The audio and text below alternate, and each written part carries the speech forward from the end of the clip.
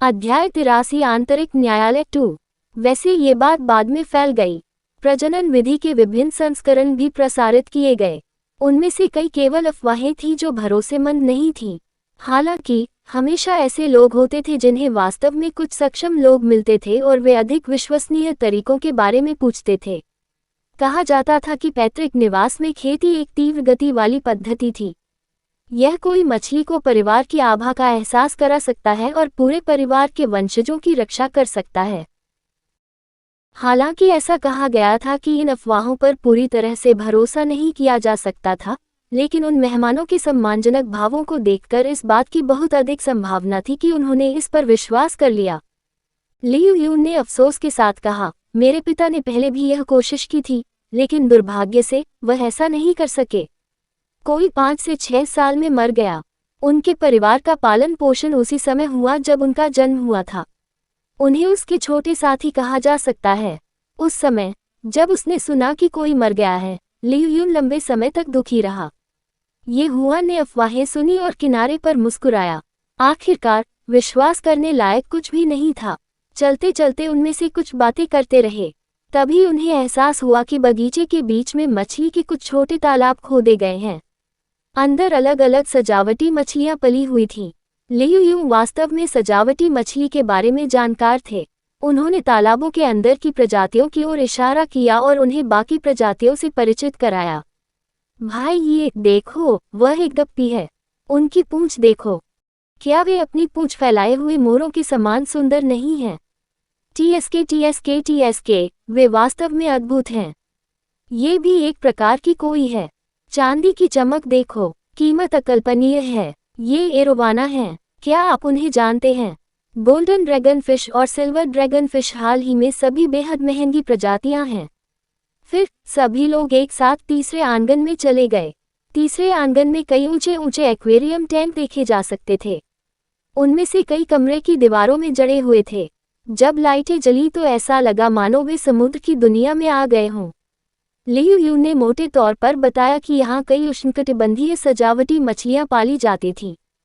उनके लिए दैनिक आवश्यक तापमान बनाए रखने के लिए उन्हें केवल मछलीघर में ही पाला जा सकता था। ये हुआन फ्रॉगफिश एक्वेरियम के सामने रुकी। उन्होंने महसूस किया कि उष्णकटिबंधीय सजावटी मछलियाँ आमतौर पर रंग में अधिक खूबसूरत होती हैं। वे अमूर्त पिकासो चित्रों की तरह दिखते थे। रंग अत्यंत समृद्ध थे। मछलियां स्पष्ट रूप से परस्पर विरोधी रंगों की थीं, लेकिन उनमें सामंजस्य की भावना थी। क्लाउनफिश पर सफ़ेद धारियां बहुत सुंदर थीं। जब वे पानी में तैरते थे तो वे और भी सुंदर लगते थे, जिससे यह मनमोहक दृश्य जैसा प्रतीत होता था। इस बीच ऑस्कर मछली ज़्यादा खूबसूरत नहीं लग रही थी।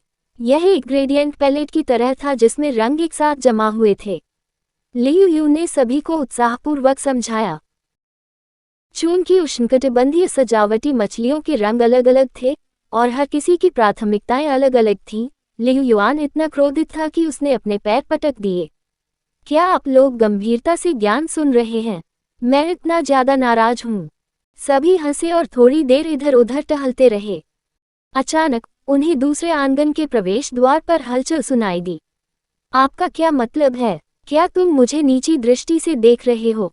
यह एक महिला की आवाज थी और उसका लहजा बहुत गुस्से वाला लग रहा था। हर कोई तुरंत वहां गया और देखा कि एक वर्दीधारी व्यक्ति गंभीरता से समझा रहा है, मुझे क्षमा करें, मैडम।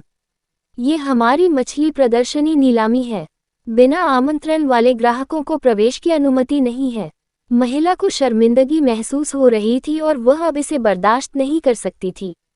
मुझे पता है कि यह एक नीलामी है। यदि मैं जमा राशि का भुगतान कर दूं तो क्या ये ठीक नहीं होगा?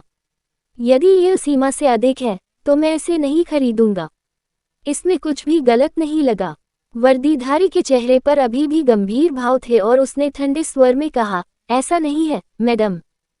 यदि आप नीलामी में भाग लेना चाहते हैं तो आपको अग्रिम भुगतान करना होगा। यहाँ हंगामा न करें। वैकल्पिक रूप से आप इससे निपटने के लिए सीधे आंगन के बटले से संपर्क कर सकते हैं। वर्दीधारी के शब्द बहुत स्पष्ट थे।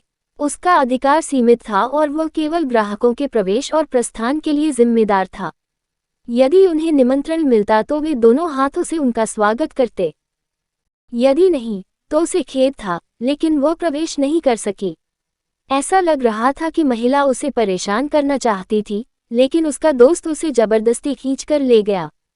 ये जुआन ने लियू यून की ओर देखा और पूछा, क्या हमें अभी भी निमंत्रण की आवश्यकता है?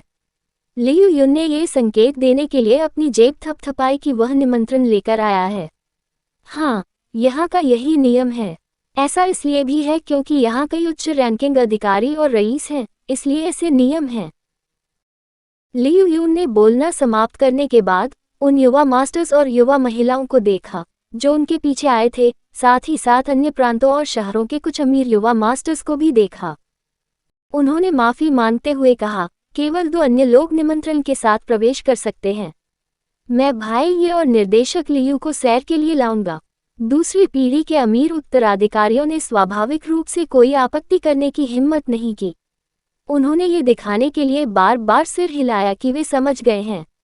आखिरकार वे भी तो सामने वाली इमारत को ही देख रहे थे। चूंकि लियू यून ने ऐसा कहा था, वे ये भी जानते थे कि ऐसी जगह ऐसी नहीं थी जिसमें वे बिल्कुल भी प्रवेश कर सकें। यहाँ तक कि उनके पिता भी प्रवेश के योग्य नहीं हो सकते। फिर लियू यून ये हुआन और लियू यानरान को टिकट निरीक्षण प्रवेश द्वार पर ले आए। ये जांचने के बाद कि उसका निमंत्रण सही है, वे तीनों चौथे आंगन में चले गए। चौथा आंगन बहुत शांत आंगन था। यदि यह आंगन अतीत में होता तो ये भीतरी आंगन का होता और विशेष रूप से मालकिन द्वारा उपयोग किया जाता। हालांकि यहाँ का प्रांगण शांत नहीं लग रहा था, इसके बजाय इससे एक गरिमापूर्ण एहसास हुआ। जैसे ही उन्होंने प्रवेश किया, उन्हें एक विशाल हॉल दिखाई दिया। कई मेहमान चाय पी रहे थे और धीरे धीरे बातें कर रहे थे। हॉल में प्रवेश करने से पहले ही उन्हें चाय की खुशबू आ गई, जिससे वे चौंक गए। बस इस माचा खुशबू से ही उन्हें पता चल गया कि यह अच्छी चाय थी। वे तीनों अंदर चले गए और उन्हें बैठने के लिए एक मेज मिली ही थी कि कुछ ही दूरी पर उन्हें चिढ़ाने वाली आवाज़ सुनाई दी। यो, यंग मास्टर लियू, आप भी यहाँ हैं। मैं आज राष्ट्रपति लियू से क्यों नहीं मिल पा रहा हूँ? क्या आप किसी और को यहाँ लाए? ये सुनकर ये जुआन ने पीछे मुड़कर देखा और लगभग 20 साल के एक युवक को देखा। उसने गिवेंची कपड़े पहने हुए थे और एक सुपर अपस्टार्ट की तरह लग रहा था। कभी कभी ये जुआन को लियू यून का पहनावा पसंद नहीं आता था, लेकिन इस नए अमीर के पहनावे की तुलना में ये बहुत बेहतर था। भाई उसे अनदेखा करो। उस शख्स का नाम लियू फैन है। उसकी मेरे साथ नहीं बनती। वह एक पागल है। लियू यून ने ये हुआन को लियू फैन की ओर देखते हुए देखा और उसे धीरे से याद दिलाने के अलावा कुछ नहीं कर सका। वह लियू फैन से बहुत नफरत करता था, लेकिन वह यहाँ उससे बहस करने को तैयार नहीं था। जो लोग मछली प्रदर्शनी नीलामी में भाग ले सकते थे वे सभी उच्च पदस्थ अधिकारी और रईस थे जो विदेशों से आए थे। लियू यून हार का जोखिम नहीं उठा सकती थी। जब लियू फैन ने देखा कि लियू यून और ये हुआन चुप थे, तो उसने व्यंग्य किया। लियू यून ने भी लियू फैन की ओर देखा। उनके पारिवारिक व्यवसाय एक दूसरे से प्रतिस्पर्धा कर रहे थे। ऐसा कहा जाता था कि पिछली पीढ़ी पहले भी संघर्ष कर चुकी थी, इसलिए ये रिश्ता स्वाभाविक रूप से अगली पीढ़ी तक जारी रहा। यदि कोई और समय होता तो लियू यून निश्चित रूप से उससे लड़ता। हालांकि भाई ये आज यहाँ थे, इसलिए लियू युआन को ऐसे विदूषक के साथ बहस करने की जहमत नहीं उठानी पड़ी। तब लियू फैन ने ये जुआन के युवा चेहरे को आकार दिया। ऐसा लग रहा था कि यह कोई ऐसा व्यक्ति है जिसे उसने पहले कभी नहीं देखा था। लियू फैन ने बस पूछा, लियू यून, ये कौन है? क्या वह आपका चचेरा भाई है या किसी अन्य महिला के साथ आपके बूढ़े आदमी का बच्चा है? लियू यून तुरंत नाराज हो गया। यदि लियू फैन उसके बारे में बात कर रहा होता तो वह इसे सहन कर लेता।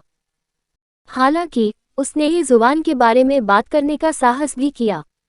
बेहद बेहुदा। अपना मुंह बंद करें। मैं आपको बता दूं, ये जिनलिंग है, युहांग नहीं।